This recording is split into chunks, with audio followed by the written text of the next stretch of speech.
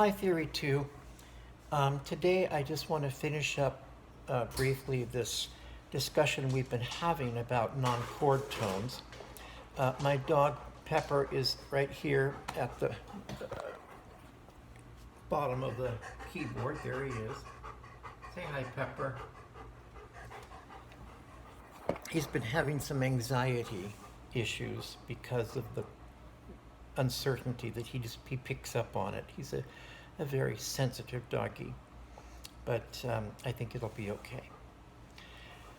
So we talked about, first of all, the passing tone, the neighbor tone, the suspension, and the retardation. These are all in chapter 12 in the textbook. So the next chapter is chapter 13, which discusses the rest of the common non-chord tones, beginning with the appoggiatura.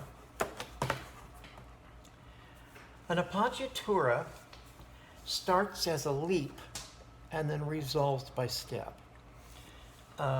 Here is an example that's in the textbook on page 205 by Tchaikovsky from his Fifth Symphony. We're in D major. Okay, we start off on the one chord. Now, just taking this apart, we have a passing tone. And now we jump from here to here, which is the appoggiatura. It just sort of leaps out of the chord. And now it's going to resolve by step. So putting this all in perspective, appoggiatura, appoggiatura. So leap, step. Appoggiaturas generally are metrically accented like these. Accent, resolution, accent, resolution. In the textbook, there's a really, really nice example of a beautiful piece by Chopin. I don't think he ever wrote anything that wasn't a beautiful piece in one way or the other. This is his Nocturne in D flat. So the left hand establishes the tonality of the D flat major triad.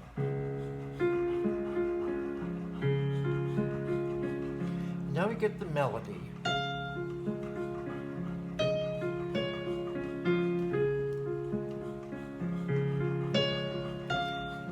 Appoggiatura, approached by leap. Okay, that note, in this case a B flat, doesn't fit in the D flat underlying triad. Resolves. Now Chopin then writes a series of 3 quick appoggiaturas.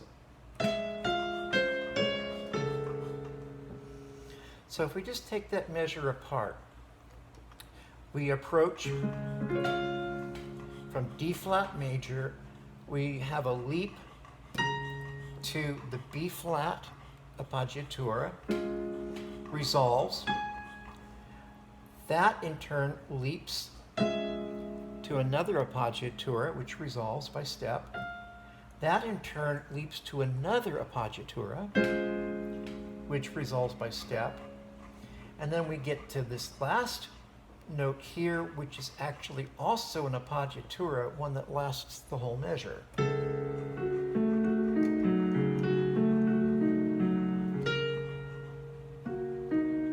And there it resolves. Appoggiaturas are a really big part of all kinds of music. The romantic composers especially love them, as did the classical composers, because it gives you that little glint of dissonance.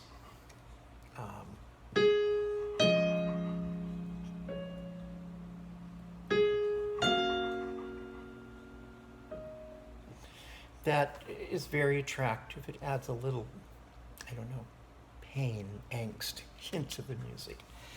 Now the next one is called an escape tone, which is nothing but a reverse appoggiatura, whereas the appoggiatura is approached by leap and resolves by step. The escape tone is approached by step and resolves by leap. Here's an example of that. This is on page 207 in the textbook. This is Haydn, one of his many piano sonatas. This starts in C major. We begin on the 5 chord to 1, 5 to 1. Now, if we take this apart, this is all fine. These are all notes, part of the chords, except for this one. This is an escape tone, sometimes called an échappé.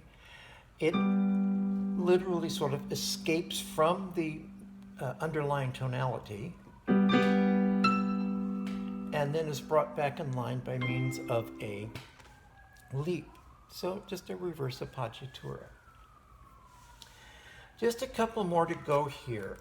The neighbor group. A neighbor group is really sort of a combination of two things.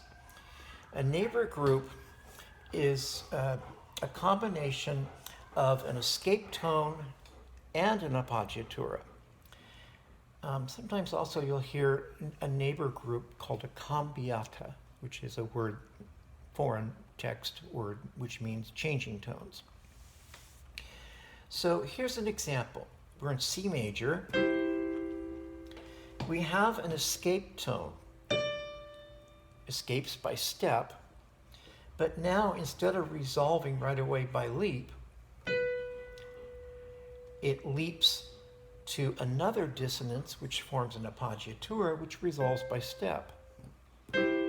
Escape, appoggiatura, resolve by step.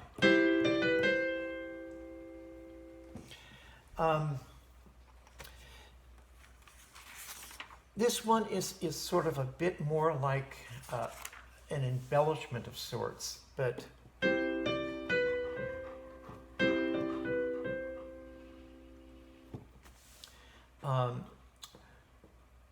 combination of two non-chord tones.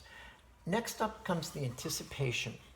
Just what its name suggests, an anticipation is a non-chord tone that anticipates a chord that's about to happen but hasn't gotten there yet. So let's say, for example, we're here in B flat major. And this is on page 208. Okay, we're on the 5 chord, which would be F, and we're going to the 1 chord, which is B flat. But the soprano just can't wait. She's so anxious to get to that 1 chord that she jumps a half beat early. Isn't that just like a soprano? I didn't say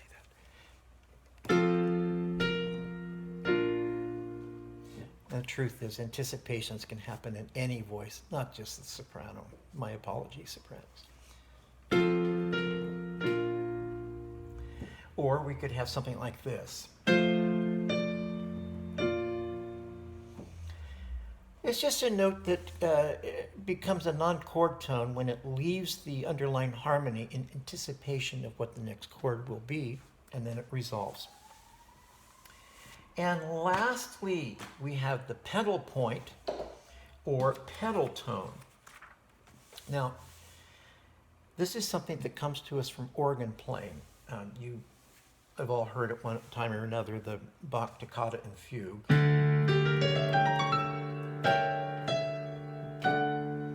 So if this was an organ, I could put my foot on the low D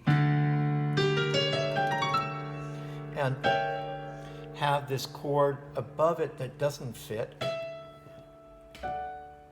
And then when I resolve, then the pedal note fits into the chord. So a pedal note, or non-chord tone, that is a pedal point, starts as a chord tone, leaves the chord, when the harmonies around it change, and then returns to the chord when the harmonies resolve. Here's an example. This is Bach.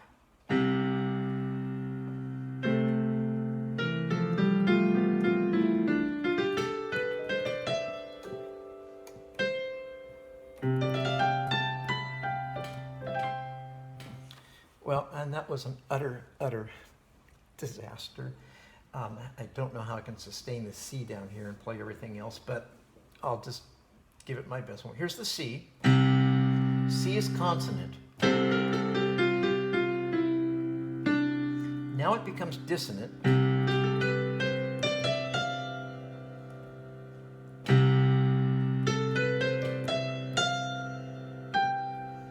And now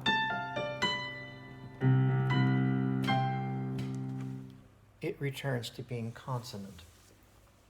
Let me see if there is an example in the textbook that would be a little more clear. Well, sure, this is Bach again. We're in G major, page 210. So we're starting on 5, 6, 5. Now here's the pedal point, G.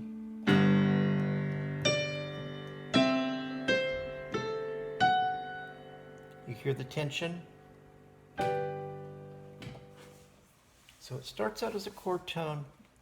It leaves the chord, but it doesn't move. The chords move. And then it returns as the chords resolve. There's, of course, always more to this than what we can talk about in such a short video, but in any case, that will catch us up with our various types of non-chord tones. So I do want you to know what they are and be able to define them. Okay, thank you. Till next time.